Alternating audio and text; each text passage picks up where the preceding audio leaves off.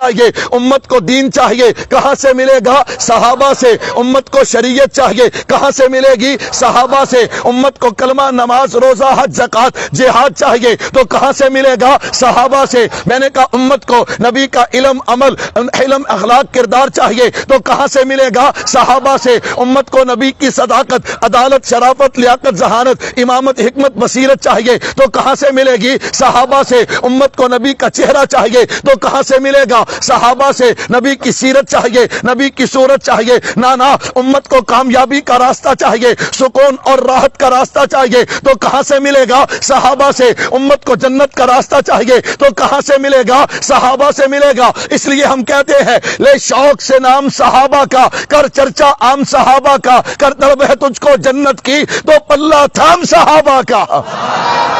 اللہ اکبر۔